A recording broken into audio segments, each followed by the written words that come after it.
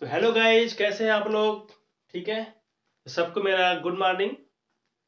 और देखिए, मैं शुरू करने वाला हूँ आज लिमिट का लेक्चर नंबर 4। तो आपको लिमिट का जो है 1 लेक्चर, 2 लेक्चर, 3 लेक्चर आपके पास है होगा पहले से। ठीक है, अगर नहीं मिलता है तो आप क्या करेंगे, visit my channel Vivek Roy math class and open my playlist and also subscribe my channel and press also bell icon. ठीक है ना? तो आपको बेल आइकन जरूर दबाना है, क्योंकि नए नए जो वीडियो हमारे आएंगे तो कैसे मिलेंगे आपको, है ना? तो उसको ढूंढने के लिए तो आपको बड़ी मेहनत करनी पड़ेगी। अगर आपने बेल आइकन दबा दिया तो फिर आपको न्यू न्यू वीडियो क्या हो जाएंगी, आराम से मिल जाएंगी, और जो आपके लिए बहुत ही फायदेमंद होने वाली है। ठीक है, आपकी मैथ के लिए, तो आपकी सिलेबस के लिए। आगे देखिए, मैं लेक्चर नंबर 4 में क्या हूं बताने वाला, लिमिट्स के कुछ फार्मूले जो मैं कुछ प्रूफ करवा चुके हैं। ठीक है, अब कुछ प्रूफ नहीं करवाया गया तो मैंने क्या किया, उसकी बेसिक भी कुछ फार्मूले भी यहाँ पे लिखे हैं, कुछ सीरीज मैंने लिखी है, और उसी सीरीज के अकॉर्डिंग कुछ फार्मूले प्रूफ किए गए हैं। हालांकि लिमिट में जो फार्मूला नहीं कर सकते आप, इसको आप बोल सकते हैं सम कंडीशंस। आप क्या बोलेंगे, सम कंडीशंस बोल सकते हैं, क्योंकि भाई ये क्या है, दिस इज ए कंडीशन है, यानी कि कुछ ऐसा अगर होगा तो ऐसा होगा, कुछ ऐसा किया आपने तो ऐसा हो जाएगा। मतलब लिमिट कुछ आपने चेंज किया, लिमिट को टेंड किया तो फंक्शन की वैल्यू क्या हो जाएगा, टेंड कर जाएगी कहीं और, है ना? तो ये क्या है, this is a condition not formula, but आप लोग एज ए फार्मूला आप लोग याद कर सकते हैं। ठीक है, अच्छा। यहाँ भी क्या था, मैंने लिमिट को मैंने समझा रखा है अच्छी तरीके से। लेक्चर नंबर 1 में लिमिट क्यों यूज करते हैं, लिमिट आखिर है क्या, ठीक है, उसके पीछे क्या कॉन्सेप्ट है ना? और मैंने कुछ और थी बताई थी आपको लिमिट के बारे में ना। तो लिमिट अगर आपके पास एग्जिस्ट अगर है, कोई फंक्शन अगर मेरे पास है, मैंने बोला कि prove that the function exist at A point, तो क्या करेंगे, उस पॉइंट पे विदाउट सॉल्व किए, विदाउट सिंप्लीफाई किए हुए उस वैल्यू को पुट करेंगे जो गिवन होगी। अब चेक करेंगे क्या जो है फंक्शन की जो वैल्यू क्या है, अनडिफाइंड है कि डिफाइंड है। अब अनडिफाइंड फॉर्म क्या होता है मैंने आपको बता रखा है, 0/0, इन्फिनिटी बाई इन्फिनिटी, है ना? तो one one two the power infinity, है ना? 0 मल्टीप्लाइड बाई इन्फिनिटी, है ना? इन सब चीजों को हम लोग बोलते हैं अनडिफाइंड फॉर्मेट। कुछ अगर ऐसा मिल जाता है विदाउट सॉल्विंग, विदाउट सिंप्लीफाई, है ना, क्या करें, put the value in a function, है ना, in the place of variable. ठीक है, तो आप क्या करेंगे, ऐसे केस में चेक करेंगे, अगर वैल्यू अगर आपके पास डिफाइंड है तो बोलेंगे फंक्शन इज एग्जिस्ट, बोल देंगे, है ना, फंक्शन इज डिफाइंड। ओके, अगर आपको चेक करना लिमिट, आपको चेक करना लिमिट क्या है, इसका एग्जिस्ट है कि नहीं, तो क्या बोलेंगे, तो लिमिट अगर एग्जिस्ट अगर है तो क्या करना पड़ेगा आपके पास, मैं बताया था मैंने कि लिमिट में 2 लिमिट होती है, एक होती है पॉइंट के लेफ्ट में, एक होता है पॉइंट के राइट में। अब पॉइंट क्या होता है भैया, पॉइंट होता क्या है, मैंने बता रखा है कि नहीं, उसी पॉइंट की बात करते हैं जिस पॉइंट पे वैल्यू, जो फंक्शन की वैल्यू जो है कभी कभी डिफाइंड नहीं हो पाती, कभी कभी डिफाइंड हो जाती है। अगर डिफाइंड नहीं होती तो हम करते क्या है, हम चेक करते हैं कि अगर, हालांकि भाई चलो मेरे पास कोई वैल्यू है x = 2, मेरे पास गिवन फंक्शन है, मैंने क्या किया, डायरेक्टली मैंने पुट कर दिया। मैंने बताया था कि अगर आपको फंक्शन में डायरेक्टली वैल्यू पुट करनी है, चेक करना है, तो फंक्शन को सिंप्लीफाई नहीं करना है। मैंने पुट कर दिया। अब पुट करने के बाद देखा मैंने, कुछ यूं मिल गया, 0.0 मिल गया। इससे क्या था, मेरे पास एक फंक्शन था, limit x tend to 2 x² - 4 over x - 2। तो ऐसे कहीं चेक किया ना मैंने, तो क्या मिल गया, मैंने सॉल्व ही नहीं किया, है ना, सॉल्व नहीं किया तो ऊपर भी 0 आ गया, और क्या हुआ, नीचे भी 0 आ गया, मतलब n part 0 also d part 0। It means that 0/0 form मुझे मिल गया। अब 0/0 फॉर्म होता क्या है, इसको बोलते हैं भैया अनडिफाइंड फॉर्म, क्योंकि इसका मीनिंग तो है नहीं, this term is a meaningless. Okay, तब क्या करते हैं हम लोग कि अब चेक करते हैं ना कि हालांकि ये तो 2 तो भैया हमारा बेकार हो गया इस पॉइंट को लेके, है ना? अब हम चेक करते हैं ना, 2 के उस नेबरहुड पॉइंट्स को लेते हैं जो एक लेफ्ट में लाई करता है, एक राइट में लाई करता है, और ये पॉइंट जानते हैं क्या होते हैं, ये पॉइंट ना बहुत ही क्या होते हैं, बहुत ही मतलब क्लोज होते हैं, किसके, 2 के। ठीक है, अब 2 के तो होते हैं क्लोज, लेकिन 2 के इक्वल तो होते नहीं है, लेकिन ये 2 की तरफ आने का क्या करते हैं, प्रयास तो करते ही करते हैं, अग्रसर होते हैं 2 की तरफ आने के लिए। ठीक है, और एक पॉइंट किधर से आता है भैया, लेफ्ट से राइट की ओर आता है, और एक कैसे आता है, राइट से लेफ्ट की ओर आता है। ठीक है, अगर मैं बात करूं कि कोई पॉइंट 2 है, उस पर वैल्यू डिफाइंड थी ही नहीं, तो मैंने क्या किया, चलो 2 के लेफ्ट साइड में एक मैंने पॉइंट ढूंढा। अच्छा, लेफ्ट में अगर पॉइंट ढूंढना है तो क्या करना पड़ेगा हमको? भैया जिस पॉइंट को ढूंढना है, जो भी करिए, मतलब 2 में कुछ ऐसी वैल्यूज को माइनस करना पड़ेगा जो लेफ्ट में लाई करेगी। भैया लेफ्ट में अगर वैल्यू फाइंड करना है 2 के, तो क्या करना पड़ेगा? उस 2 में से उस वैल्यूज को माइनस करना पड़ेगा। लेकिन वो जो वैल्यू होगी वो क्या होगी? बहुत ही माइनर वैल्यू होगी, जो 2 के बिल्कुल बेहद करीब होगी। मतलब माइनस करने के बाद जो वैल्यू फाइंड होगी वो क्या होगी? 2 के बहुत ही करीब होगी, है ना? Closer to two two closer to two, यानी कि close, very very very very close to 2 but not equal to 2। ठीक है। अच्छा, अब यहाँ पे क्या है कि जो वैल्यू हम लोग माइनस करने वाले हैं वो क्या होगी एक्चुअल में? मोर देन जीरो होगी। क्या होगी? मोर देन जीरो हो जाएगी। ठीक है, अच्छी बात, पर जीरो तो होना चाहिए। ठीक है, और मैं क्या किया कि अगर 2 को उसी 2 के अगर मैं राइट साइड में कोई पॉइंट ढूंढता हूं तो मुझे क्या करना पड़ेगा? प्लस करना पड़ेगा। भाई सिंपल सी बात है, नंबर लाइन्स में अपने पढ़ रखा पहले से कि अगर नंबर लाइन्स में कोई भी राइट में अगर पॉइंट ढूंढना है तो उसमें +1 करना पड़ता है ना? अगर उसी नंबर के जो लेफ्ट साइड में अगर कोई नंबर ढूंढना है तो करना पड़े, वहां भी क्या करना? आपको -1 करना पड़ता है। तो लेफ्ट के लिए -1 करते हैं तब मिलता है। जैसे 2 मेरा पास कोई पॉइंट है, चलो मेरे पास कोई पॉइंट लेट 3 है, तो 3 के जस्ट लेफ्ट में क्या आने वाला है? 2 आएगा, और राइट में क्या आने वाला है? ये 4 आएगा। कैसे मिला? भाई 3 में प्लस करेंगे तो 4 आ जाएगा 1, और 5 किया तो मैंने क्या मिल गया? 2 मिल गया। उसी प्रकार से यहाँ पे क्या करते हैं, उसी 2 पे जिस जिस पॉइंट पे वैल्यू फंक्शन की जो वैल्यू थी क्या थी, डिफाइन नहीं हो पा रही थी, मैंने क्या किया? उसी पॉइंट के आसपास 2 मैंने वैल्यू फाइंड किया, जो कि एक लेफ्ट में लाई करती है और एक राइट में लाई करती है। ठीक है, तो मैंने वहां पे चेक किया, तो मैंने चेक किया कि क्या यहाँ पर जो है, यहाँ पर भी क्या फंक्शन की जो वैल्यू है एग्जिस्ट करती है कि नहीं, डिफाइंड है कि नहीं। अगर डिफाइंड हो गई तो बोलते हैं भैया both limit are exist, otherwise not exist. ठीक है, अच्छा, तो मुझे पता गया ये भी कि अगर मुझे जो है लेफ्ट साइड में अगर कोई पॉइंट मिला तो वो कैसे मिलेगा? उसी पॉइंट में से उसको माइनस करना पड़ेगा। अगर राइट में मुझे मिला तो क्या करना पड़ेगा? उसी पॉइंट में से उसको प्लस करना पड़ेगा। इसीलिए जो लिमिट हमारी x टेंड टू 0 होती है, इसका मतलब यानी x कहां चला गया? यानी x goes to 2 minus h left के लिए, and x goes to 2 plus h किसके लिए है? राइट के लिए। ठीक है, और हमने बता रखा है कि भैया जो लिमिट होती है h की वो क्या बनेगी? 10 टू 0 हो जाएगी, यानी 0 से बड़ा होती है। यानी 0 से बड़ा तो होती है लेकिन वो 0 की तरफ आने का प्रयास करेगी, 10 टू 0, यानी कि limit h tend to 0 function of f(x) convert into function of 2 minus h for the left hand limit, है ना? लेफ्ट हैंड लिमिट के लिए क्या हो जाएगी फंक्शन की वैल्यू? यानी जहां पे x था मैंने क्या किया? x को मैंने रिप्लेस कर दिया 2 माइनस h में। सिमिलरली राइट हैंड के लिए क्या करना पड़ेगा? आपको 2 प्लस h करना पड़ेगा। क्लियर हो गया? मेरी बात समझ में आपको आ गई? तो ये जो है दोनों जो फंक्शन हमारे लाई कब करेंगे, यानी कि जो दोनों फंक्शन हमारे एग्जिस्ट कब करेंगे? जब दोनों की वैल्यू क्या हो जाए? इक्वल मिल जाए। ठीक है, क्या मिल जाए? इक्वल मिल जाए। अगर लेफ्ट हैंड लिमिट की जो वैल्यू है राइट हैंड लिमिट की अगर इक्वल मिल जाती तो बोलेंगे, तो क्या बोलेंगे कि लिमिट जो हमारा जो होगा, जो फंक्शन होगा, इस लिमिट पे क्या हो जाएगा? एग्जिस्ट कर जाएगा। ठीक है, तो कभी भी किसी फंक्शन की वैल्यू अगर किसी लिमिट पे निकालनी है ना, तो इसका मतलब वहां पे दो टर्म्स निकाल जाएंगे, एक लेफ्ट हैंड लिमिट टर्म्स और एक राइट हैंड लिमिट टर्म्स निकालना पड़ेगा। तो दो टर्म्स आप निकालोगे, आप बोलोगे अगर दोनों अगर इक्वल वैल्यू अगर देते हैं, है ना, तो ऐसे केस में बोलेंगे दीज द फंक्शन, है ना, यानी कि left hand limit and right hand limit क्या करेगा? एग्जिस्ट कर जाएगा। अदरवाइज अगर कभी कभी ऐसा मिलता है ना कि कोई फंक्शन की जो वैल्यू है, किसी पॉइंट में जो वैल्यू फंक्शन की है वो कुछ मिल गई, सपोज करो कोई फंक्शन था और कोई पॉइंट है उस पर चूज पुट किया गया और वैल्यू निकल के फंक्शन की आ गई, भैया मान लीजिए 2 आ गई। फिर मैंने क्या किया? उसी लिमिट पे यानी उसी पॉइंट को मैंने क्या किया? एज ए लिमिट मैंने सॉल्व किया, तो लेफ्ट हैंड लिमिट निकाला मैंने, और मैंने क्या निकाला? As well as to find out right hand limit. तो ऐसे केस में क्या देखा ना कि लेफ्ट हैंड लिमिट और राइट हैंड लिमिट की जो वैल्यू भी 2 आ गई। इसका मतलब क्या हो गया कि वहां पे जो फंक्शन होगा उसका नाम होता है भैया कॉन्टिन्यूअस।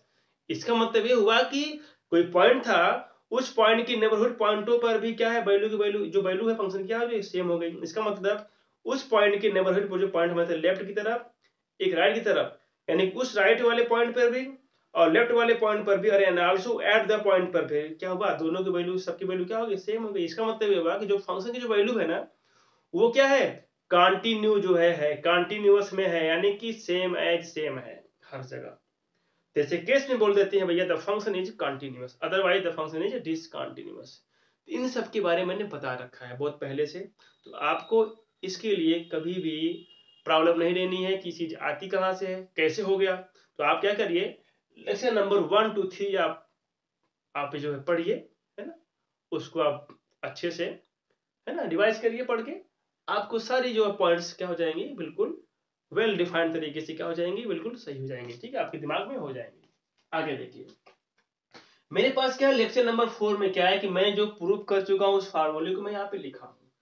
फर्स्ट लिखा क्या है कि limit theta tend to 0 sine theta equal to 0, ये वैल्यू 0 क्यों आती है, अब मैंने आपको बता रखा है पहले। मैंने क्या रखा था इसके लिए, पास एक राइट एंगल ट्रायंगल था, ठीक है, उसमें से एक एक्यूट एंगल था थीटा आपका, ठीक है, तो मैंने वहां पे कुछ कंडीशन अप्लाई की, जैसे मतलब थीटा क्या हो जाए, टेंड टू 0 कर जाए, यानी कि जो एंगल बेंडिंग कहां करे, 0 कर जाए, तो ऐसे केस में जो साइड हमारी होंगी ना, हाइपोटेनस एंड परपेंडिकुलर साइडों पे कुछ इफेक्ट पड़ेगा, तो वो जो इफेक्ट पड़ेगा वो वही तो हमको क्या करता है, यानी जो उनके साथ मूवमेंट को मैंने फॉलो किया और उसी फॉलो करने के बाद यहाँ मिल गया 0 मुझे। आप लेक्चर नंबर 3 में देख सकते हैं इसको, ठीक है, मैंने प्रूव कर रखा पहले से। आगे देखिए, आई हैव प्रूव्ड, ठीक है, मैं इसको प्रूव कर चुका हूं लेक्चर नंबर 3 में। ये भी वैल्यू मैंने प्रूव कर चुकी है। इसके केस में थीटा अगर टेंड कहां कर 0 की तरफ टेंड करता है तो कॉस की वैल्यू क्या मिलेगी, एट दिस एंगल पे 1 मिल जाएगी। Similarly same as this value, है ना, कम्स टू 1।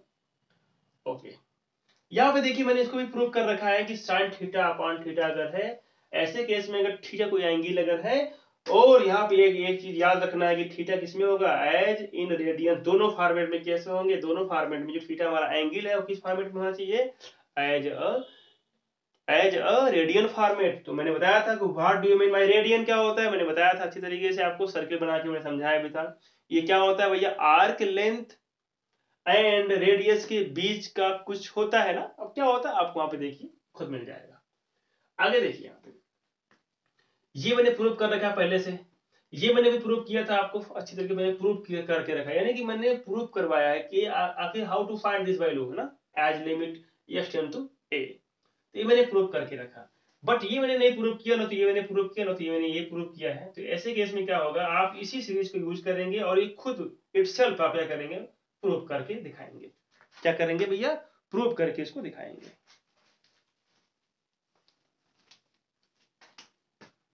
तो आपको करना कुछ नहीं है, आपको सीधे सीधे प्रूव कर देना, और आप प्रूव कर लेंगे भाई, अच्छे बच्चे आप लोग हैं, आपने बहुत कुछ सीखा है हमसे, ठीक है, अच्छी बात है। उसके बाद देखिए मैंने क्या लिखा है, कुछ यहाँ पे सब में यूजफुल फार्मूले हमारे पास, ये देखिए सीरीज हमारे हैं, इस सीरीज को याद करना पड़ेगा। अगर log 1 प्लस एच के फॉर्मेट में कुछ लिखा गया है, इसका मतलब उसको जब हम लोग एक्सपेंड करेंगे तो क्या मिलेगा, x minus x square by 2 plus x cube, है ना, over 3 minus x4 over 4, x to the power over 4। यहाँ पे क्या है ना कि जो आपके जो ऑड पावर है वहां पे सिंबल क्या है, नेगेटिव है, ऑड पावर के लिए क्या सिंगल नेगेटिव है, जो आपकी सॉरी ऑड पावर नहीं इवन पावर के लिए, और जो ऑड पावर यहाँ पे ऑड मतलब 1 3 है ना 5 एंड सो ऑन, यहाँ भी क्या वैल्यू आपकी पॉजिटिव देखे, तो मतलब आठ जो वैल्यू हमारी पावर के फॉर्मेट में है वो पॉजिटिव है, लेकिन जो इवन है वो क्या है, नेगेटिव है। यहाँ पे देखिए सेम एज क्या है, यहाँ पे ऑल टर्म्स आर नेगेटिव है, क्या है, ऑल टर्म्स आर नेगेटिव। देखिए सेम एज जैसे यहाँ पे x था, यहाँ पे x है, x square by 2 x square by 2, x cube by 3 x cube by 3, same है, टर्म सेम है, लेकिन सिंबल क्या सबका सेम नहीं है। तो यहाँ पे देखिए नेगेटिव में ऑल नेगेटिव हो जाएंगे, लेकिन पॉजिटिव वाले में क्या होगा कि अल्टरनेट से चलेंगे आपके negative positive negative positive negative, है ना, ऑड क्या हो जाएगा, positive even negative odd even odd even odd even positive negative, ठीक है, इसको याद कर लीजिएगा।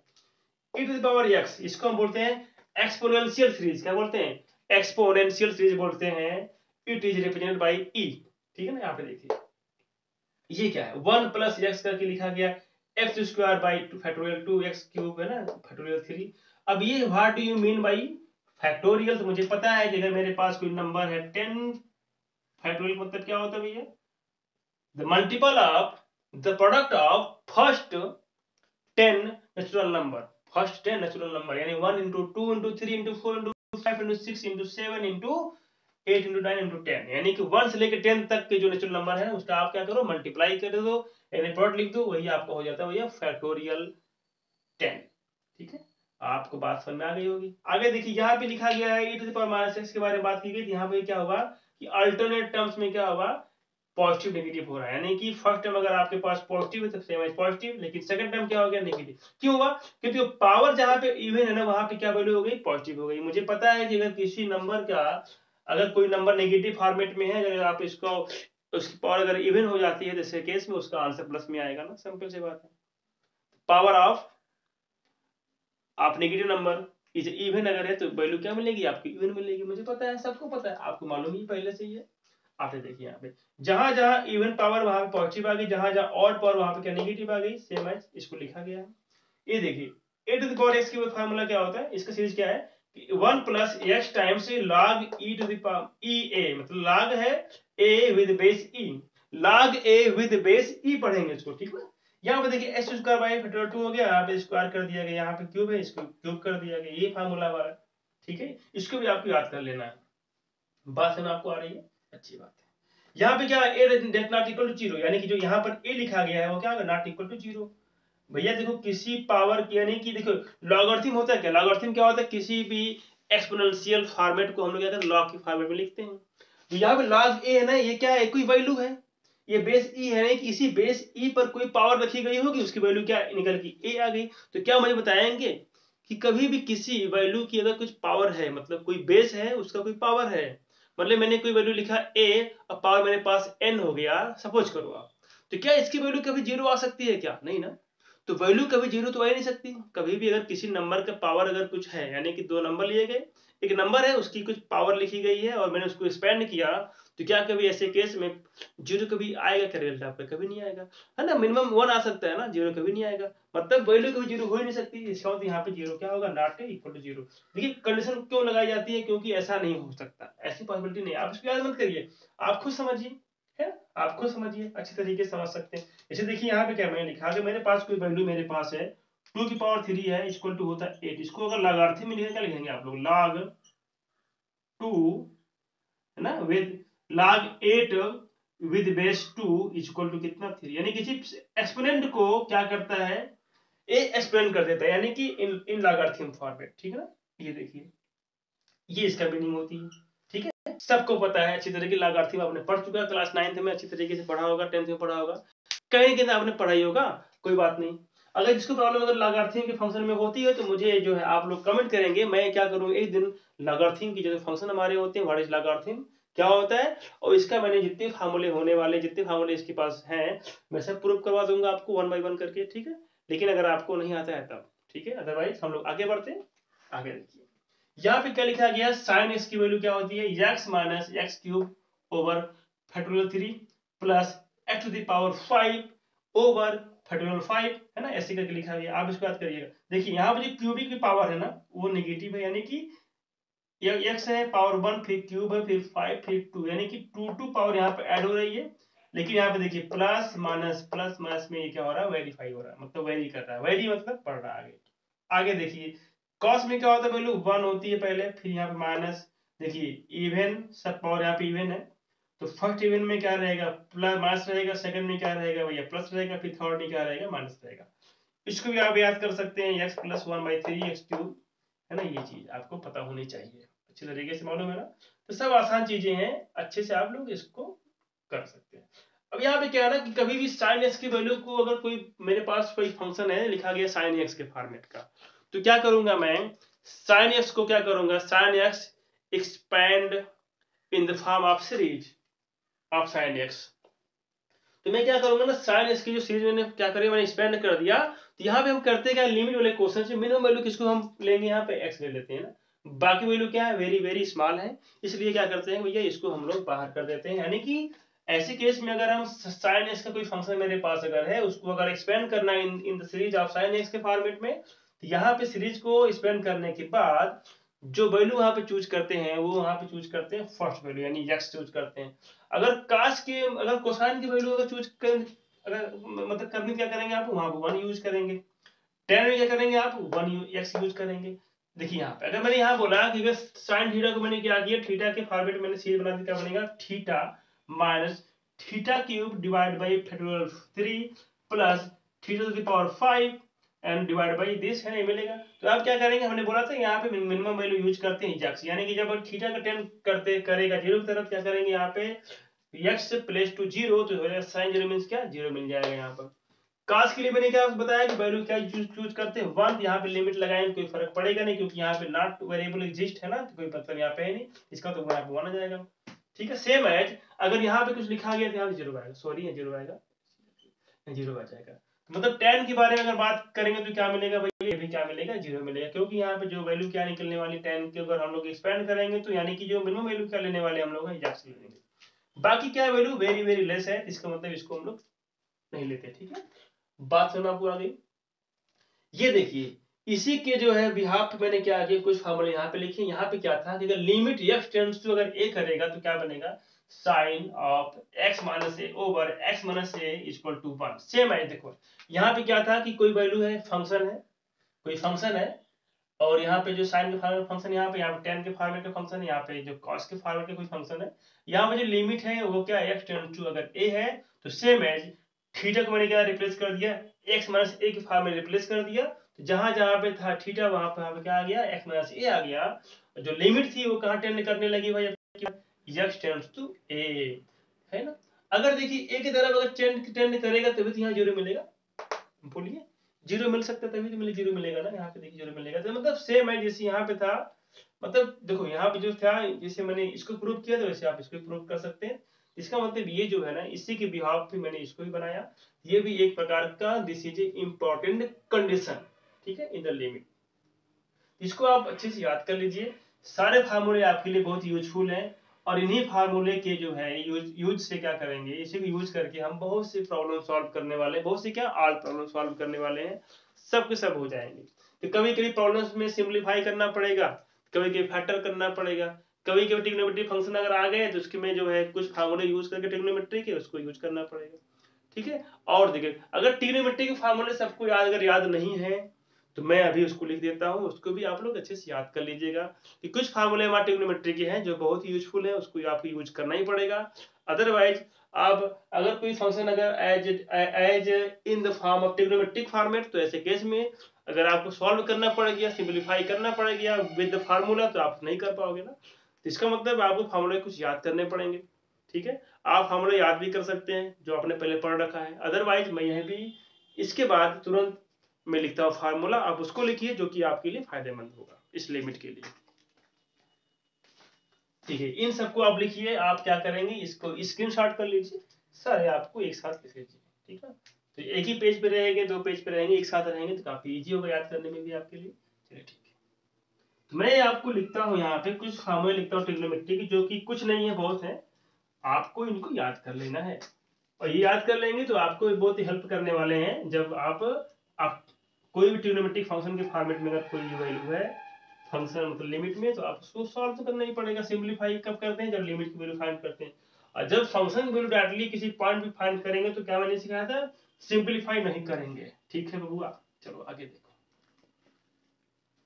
चलिए मैं वन वन करके लिखता हूँ फार्मूले, बहुत इजी फार्मूले हैं, सबको फार्मूले याद भी होंगे, कुछ लोग याद नहीं किए होंगे तो अलग बात है।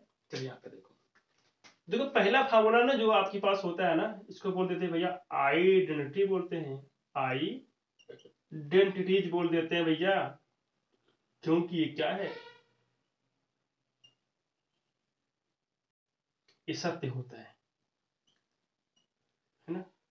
चलो यहाँ पे एंगल मैंने ए चूज किया है, दिस इज एक्यूट एंगल, यहाँ पे देखो इसको वन मिलेगी है ना। अब इसके बिहार पे क्या करेंगे, बहुत से वैल्यू फाइंड कर सकते हैं आप, है ना। तो ऐसे केस में आप क्या करेंगे, वन साइन स्क्वायर ए, आप अगर आप फाइंड करेंगे तो क्या मिलेगा भैया, कॉस स्क्वायर ए मिलेगा।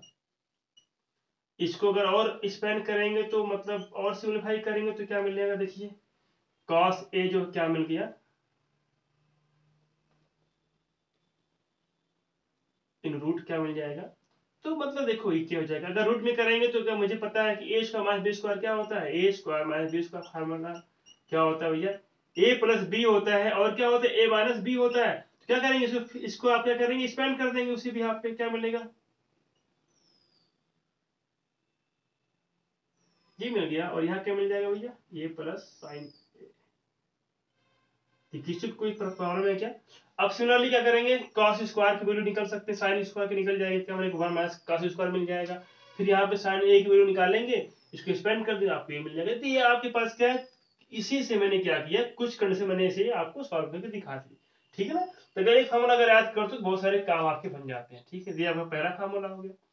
अब देखिए 1 + 10 ये आपने सब प्रूव कर रखा है, मुझे इसके बारे में तो ज्यादा बताने की जरूरत नहीं थी, लेकिन फिर मैं आपको बता दे रहा हूँ, अच्छे से इसको याद ही कर लीजिए भैया, है ना, क्या रखा है याद करने में। अब अगर हम याद क्या करें, इसी को सिंपलीफाई और कर देते, आपको देखो कुछ ऐसे मिल जाएगा, आपके पास कुछ ऐसा इंटरफेस आएगा, आप कहेंगे भैया इसकी वैल्यू क्या होती है, 1 होती। कभी कभी क्या होती है, किसी क्वेश्चन में डायरेक्टली ऐसा आ जाता है, एकदम सेम है जैसे कुछ आ जाता है, जो आप 1 बोल देंगे। अगर आपको और इसे सिंपलीफाई करना है भैया, फार्मूला लगा दो भैया, sine A sec A plus tan A, है ना, प्रोडक्ट क्या multiplied by sec A minus 10 A. आप इसको तो आप लिख सकते हो, ये भी क्या देगा भैया, इट गिव्स 1, ठीक है ना। आगे देखिए, अभी देखिए ये मेरे पास फार्मूले हो गए कुछ इस तरीके से, हम लोग है क्या करेंगे, यहाँ पे मैंने स्टार्ट कर दिया ताकि आपको मालूम पड़े, ये फार्मूला जो पहला वाला है, ये जो है मैंने क्या किया, इसी के बिहाफ पे मैंने इसको लिख दिया, फार्मूला हो गया। और मैंने क्या किया, इसी बिहाफ मैंने इसको लिख दिया, ठीक है ना, यू कैन राइट इट, है ना। आगे देखिए मेरे पास एक फार्मूला और था, 1 प्लस क्या था भैया, कॉट स्क्वायर एक्स क्या था, कोसिक स्क्वायर। भैया देखो ये सब फार्मूला आपको याद है पहले से, ये तो कुछ है नहीं, इसको यूज हम कभी कभी कर लेते हैं ना, इसमें यूज करने के लिए इन सब का भी काम पड़ेगा। इसको भी अगर आप स्पेंड करेंगे तो भैया लगा दीजिए भैया, डिफरेंस ऑफ स्क्वायर्स, है ना। तो आप क्या करेंगे, चलो प्लस माइनस पहले करके बाद में करो, बात एक ही होती है, मतलब एक बार होता है प्लस में, एक बार होता है नेगेटिव में, दोनों का डिफरेंस, दोनों का समेशन करके माइनस कर देते हैं, ठीक है। इस तरीके से आपको बताना है। ये भी क्या मिलेगा मेरे पास, नहीं आएगा, वही तो आएगा। मैंने क्या किया, इसको मैंने स्पेंड कर दिया इसी को, ठीक है ना। ये देखिए फार्मूला देखिए मैंने क्या किया, इन सब के लिख लिया, ये तो मेरा बेसिक चीज थी, कुछ बेसिक फार्मूले थे हमारे ट्रिग्नोमेट्री के। अब आगे देखिए, अब मेरे पास क्या था, सिंगल एंगल तो हो गया। अब क्या करते हैं, कभी डबल एंगल यूज करते हैं, दोनों आपको कहते हैं दोनों भैया एंगल इक्वल हो जाती है, जो यहाँ पे यूज करने वाले फार्मूला मैं उसको लिख रहा हूँ, बाकी तो बहुत से फार्मूले ऐसे हैं जो आप यहाँ पे यूज नहीं होने वाले हैं। चलिए इसमें मैंने लिखा साइन 2a, तो क्या मिलेगा भाई, इसका मतलब होता है 2 साइन ए कॉस ए होता है। ये आता कहाँ से है, क्योंकि देखिए यहाँ पे ये आता क्यों, कहाँ से आता है, साइन ए प्लस बी बराबर होता है भैया क्या, first angle sine of angle A, है ना,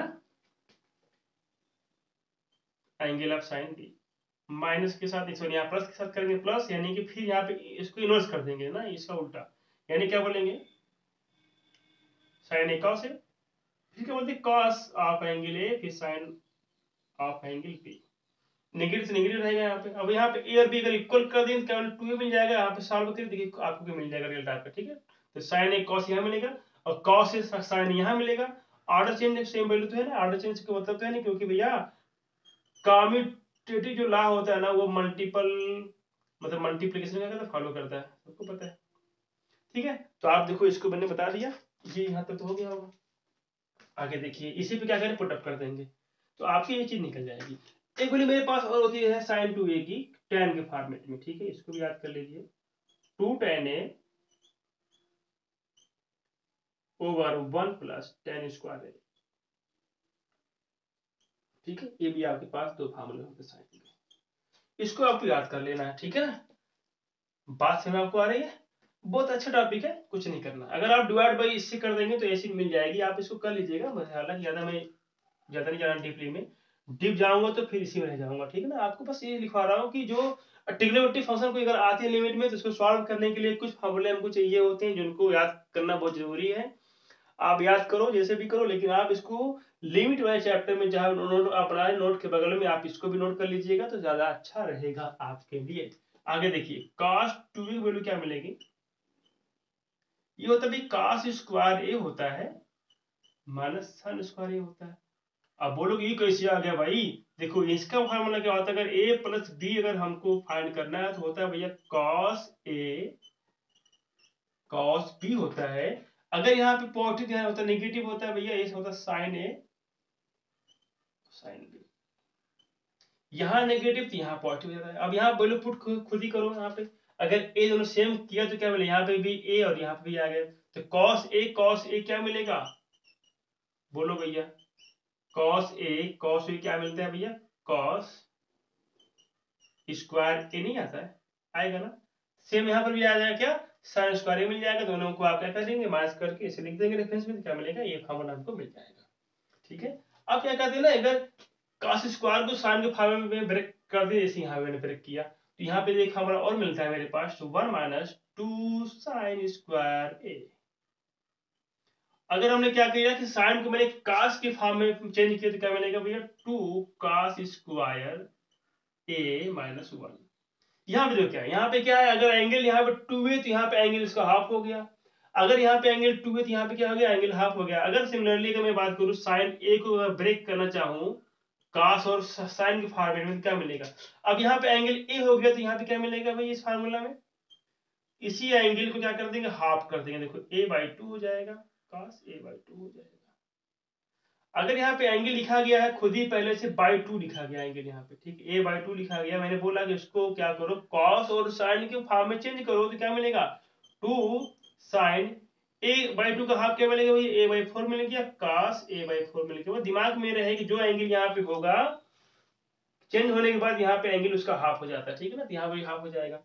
सिमिलरली अगर मैंने बोला cos, अगर a को ब्रेक करना है ओनली cos के फॉर्म में, तो क्या बनेगा, तो 2 cos स्क्वायर a/2 बन जाएगा -1। क्यों, क्योंकि देखो एंगल का हाफ यहाँ हुआ, देखो एंगल यहाँ हाफ कर दिया गया यहाँ पर, ठीक ना। तो यहाँ भी से एंगल मैंने क्या किया था, हाफ किया ना, तो इसे यहाँ पे हाफ कर देंगे। मतलब एक दिमाग में रखो भैया कि cos 2 sin 2 जो होता है ना, इसका जो फार्मूला जो मिलेगा, तो लेफ्ट हैंड साइड जो भी आने वाली होगी वहां पे क्या होगा, इस एंगल का हाफ हो जाएगा। ए मींस क्या, 2a का हाफ तो है ना, इसीलिए यहाँ पे इसको ऐसा लिख दिया गया। तो इसको भी आप समझते रहिए, अगर ए है तो a/2 में हो जाएगा, कन्वर्ट हो जाएगा। अगर a/2 हुआ तो फिर क्या हो जाएगा भैया, a/4 में कन्वर्ट हो जाएगा। क्लियर हो गया। चलो भाई, इसका फार्मूला एक और होता है भैया tan के फॉर्म का। कैसे, इसमें अगर हम डिवाइड कर दे 1 से और 1 की वैल्यू ये पुट कर दे, तो फिर हम क्या करें, ऊपर नीचे जाके बोथ साइड में cos स्क्वायर से अगर हम लोग डिवाइड कर दे, तो क्या मिलेगा, 1 minus tan square a over 1 plus tan square. ये मेरे होते हैं भैया cos 2a के फॉर्मेट चारों। कहोगे यार बड़ा बहुत ज्यादा फार्मूला भैया, और cos 2a का हो गया। अरे कुछ नहीं भैया, आप इसको याद करो ना, इसको याद कर लो, फिर इसी में क्या करो ना, इसको चेंज कर दो, इसको चेंज इनटू साइन, तो क्या मिलेगा, cos स्क्वायर क्या मिलेगा, देखो 1 माइनस sin स्क्वायर मिल जाएगा। अगेन क्या करो, इसको जो कॉस में चेंज कर दो, यानी कॉस में चेंज करोगे क्या करना पड़ेगा, साइन स्क्वायर ए क्या करना पड़ेगा, 1 माइनस cos स्क्वायर ए में चेंज करना पड़ेगा। पुट करो यहाँ पे, सॉल्व कर दो, फिर वैल्यू ऑटोमेटिकली मिल जाएगी। ठीक है, तो आसान तो है ना, कुछ करना थोड़ी इसमें आपको है। आगे देखिए, अब देखिए tan 2a अगर फार्मूला मुझे याद करना है तो क्या होगा, देखो यहाँ पे 2 tan a, ठीक है, ओवर 1 माइनस tan स्क्वायर है। देखो यहाँ पे कुछ मैं दिखाना चाहता हूँ आपको, सिमिलरिटी क्या है क्या नहीं है। देखो साइन में क्या है ना, यहाँ प्लस आ गया था, यहाँ tan में क्या आ गया, माइनस आ गया। तो कभी भी कंफ्यूज मत होना, अगर आपके पास साइन है ना, तो यहाँ पे देखो सेम चीज लिखी गई है, 2 tan a 1 tan square a, 2 tan a 1 tan square a। लेकिन यहाँ पे क्या है ना, बीच में क्या आ गया, ऐड कर दिया गया इसको, यहाँ पे क्या कर दिया, इसको माइनस कर दिया गया। देखो यहाँ पे तो tan में होता है माइनस, tan में होता है माइनस, tan को मतलब लिखते हैं टी लाइन सीधी मतलब माइनस, और साइन होता है घुमावदार मतलब प्लस। ठीक ना, अब बस याद कर लेना भाई, चाहे जो भी टिक आप अपना लो अच्छी तरीके से। अब देखो मैंने बोला साइन 3a क्या होता है, तो 3 sin a minus 4 sin cube मिल जाएगा।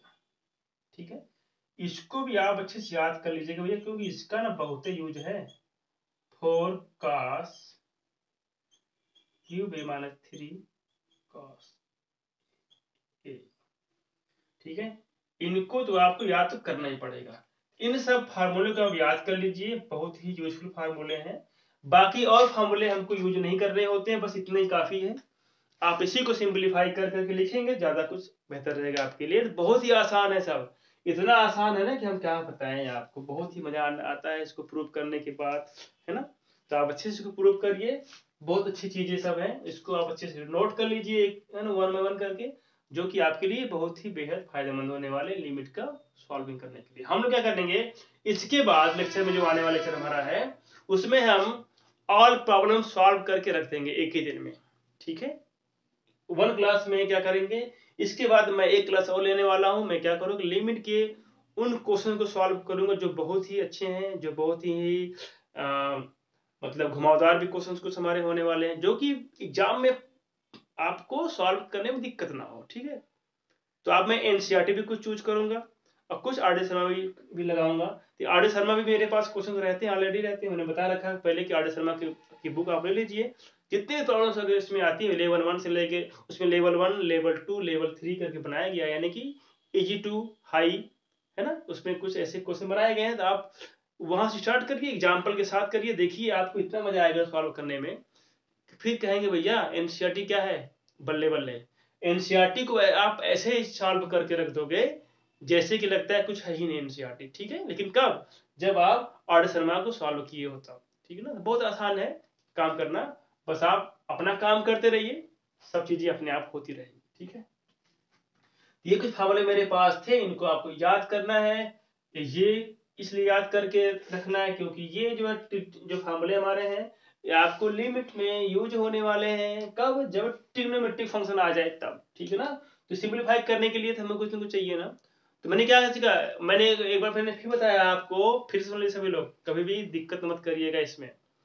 कभी भी किसी फंक्शन की वैल्यू किसी पॉइंट पे अगर फाइंड करके बताने के फंक्शन, ये जो वैल्यू हमारा इस पॉइंट पे डिफाइंड है कि नहीं है, तो ऐसे केस में कभी भी आप फंक्शन को सिंपलीफाई मत करिएगा, ठीक है। अदरवाइज अगर किसी फंक्शन की वैल्यू किसी लिमिट पे निकालनी है, तो ऐसे केस में सिंपलीफाई करके लेफ्ट हैंड लिमिट निकालिए, राइट हैंड लिमिट निकालिए, ठीक है। तो इसको आप दिमाग में जरूर रखिएगा, ठीक है। किसी पॉइंट पे अगर फंक्शन की वैल्यू फाइंड करनी है, ओनली ओनली फंक्शन पे, ओनली पॉइंट पे लिमिट नहीं लगाएगा वहां पे, जैसे केस में फंक्शन को सॉल्व नहीं करेंगे, सिंपलीफाई नहीं करेंगे, ठीक है। डायरेक्टली वैल्यू पुट कर देंगे, जो होगा देखा जाएगा। वैल्यू आ गई तो डिफाइंड वैल्यू, नहीं आई तो भैया अनडिफाइंड है तो अनडिफाइंड फॉर्मेट बोल देंगे, ठीक है। तो आपको यही काम करना है, इसको दिमाग में रखिएगा आप, ठीक है। तो चलिए आज के इतना ही, अब मिलते हैं नेक्स्ट लेक्चर में। और आपको ये सब याद करके रख लेना है, क्योंकि याद अगर किए रहेंगे तो फिर सॉल्व करने में बहुत ही आसानी होगी, क्योंकि हर स्टेप में कहीं ना कहीं कंडीशन यूज होने वाली होंगी लिमिट की, तो वो आप तभी यूज कर पाएंगे जब वो आप याद करके रखे रहेंगे पहले से, ठीक है ना। तब दिमाग भी आपका काम करेगा, गुस्सा भी नहीं आएगी। वरना क्या होता है ना, कभी कभी फार्मूला हमको याद नहीं रहता है, सॉल्व करते हैं खूब गुस्सा आती है, इतना गुस्सा आती है मन कहता है क्या कर जाए। लेकिन अगर फार्मूला आपने याद करके रखा ना, तो लगाने में इतना मजा आता है ना, कसम से कह रहा हूँ, इसे लगता है कि कितना मजा आ रहा है ना। तो ऐसी चीजें होती रहती है मैथ में। और मैथ में कभी ऐसा भी होता है कि अगर कोई क्वेश्चन आपको बहुत फंसा रहा है, बहुत देर तक नहीं आ रहा उसका आंसर, लेकिन आप उसमें लगे हो हर चीज उसमें सही से कर रहे हो, लेकिन जहां उसका आंसर आया ना, उसके बाद क्या इतनी खुशी मिलती है, इसे मालूम होता है कि मैंने कोई मतलब कुछ मैं जीत लिया, अब इसको मैंने लगता है जीत जीत के लेके आया घर में ना, ऐसा लगता है ना। तो आपको ऐसा लगेगा, तो आपको क्या करना है, सारे जो थ्योरी हमारी थी लिमिट की मैंने बता रखा है, फार्मूला मैंने बता ही दिया है, प्रूविंग मैंने कैसे फार्मूला किया वो भी मैंने बता दिया है। मैंने कुछ चीजें प्रूव करके दिखा दी कि भैया ये देखो कहाँ से आया, ताकि आपको भी चीज समझ में आ जाए, ठीक है। और दूसरों को भी आप समझा सकें, ठीक है। तो कॉन्सेप्ट क्लियर होने का मतलब यही है कि भैया बेसिक से पढ़िए, फार्मूले कैसे आते हैं उसको आप प्रूव करके बताइए, समझिए। याद मत करिए डायरेक्टली लिख के भैया इसको याद कर लीजिए। अगर जो भी आपको याद करवाता है फार्मूले, मतलब वो सही नहीं करता आपके साथ, ठीक ना। उससे बोलिए कि सर आप जो है फार्मूले को प्रूव करके दिखाइए। तो प्रूफ से ये होता है फायदा कि आपको जब प्रूफ किया जाएगा फार्मूला, तो उस फार्मूले को प्रूफ करते वक्त ना कुछ कंडीशन ऐसी आएंगी जो आपके लिए बहुत ही फायदेमंद होने वाली है जब सॉल्व करेंगे कोई प्रॉब्लम, ठीक है ना। और ऐसे केस में जो कॉन्सेप्ट होता है पूरा ना, एकदम ऑल कॉन्सेप्ट 100% क्या हो जाता है, बिल्कुल 100% इजी क्लियर हो जाता है, ठीक है ना। तो इसका मतलब कहने का ये मतलब है कि फार्मूला प्रूफ तो करना ही चाहिए आपको, ठीक है ना। कैसे आया, ये चीज कैसे आ सकती है, आखिर है क्या ये। तो चलिए ठीक है, आज के लिए सिर्फ इतना ही मैं कहूंगा कि आप लोग अच्छे से पढ़ाई करिए, ठीक है। ओके, तो टेक केयर सबको मेरा, और सब लोग अपना ख्याल रखिएगा। ठीक है। और ये जो मौसम चल रहा है जुकाम खांसी का, कोरोना का जो आज का चलता है ना, क्या है कि ओमिक्रोन घूम रहे हैं क्या क्या ना, ओमिक्रोन शायद ना ऐसा कुछ नाम उसका। इस सब चक्कर में आप जो है मत पड़िए, क्योंकि इसमें आप जो है बच सकते हैं। आप हमेशा मास्क लगाए रहिए। हम तो मास्क नहीं लगाए क्योंकि भाई रूम में एक कमरे में बंद है। कोई दिन बाहर कहीं आप जाते हैं तो आप मास्क लगाइए, है ना, तो ज़्यादा फायदेमंद रहेगा आपके लिए। ठीक है, तो इन सब चीज़ों का ख्याल रखिए, खूब मन से पढ़ाई करिए, जहाँ भी है आप पढ़ते रहिए, बस पढ़ाई करना ही आपका लक्ष्य है। कुछ भी करो यार, पढ़ाई तो करना ही करना है। होमवर्क तो करना ही करना है, उसके बाद ही कुछ और करना है। ठीक है, जब तक अगर आपने ये ठान लिया जिस दिन अगर आपने कि कुछ भी करो लेकिन पहले होमवर्क तो करके दिखाना है, जो आपको याद करना है उसको लर्न करके दिखाना है। तो आप सुबह उठो, मॉर्निंग में उठो, एक एक टारगेट फिक्स करो पहले आप, कि मुझे आप इतने क्वेश्चन सॉल्व कर देने हैं, मुझे ये फॉर्मूले याद कर लेने हैं मैथ के, है ना, तो आप उतने ही करके उठो। जब भी हो लेकिन उतना आपको कर लेना है, चाहे जैसा लक्ष्य हो आपको, स्मॉल हो चाहे बड़ा हो, जो बनाओ आप उसको पूरा कर जाओ। ऐसा नहीं कि मैंने आप ये सोच लिया कि आज भी ये सब कर दूंगा, बाद में मालूम पड़ा कुछ कर ही नहीं पाए, तो ये बिल्कुल गलत होगा आपके साथ। ठीक है ना, तो इतना आप लोग नियम से पढ़ाई करिए, कुछ भी नहीं है, सब इजी है, सब आसान है। चलो ठीक है, बाय बाय, टेक केयर।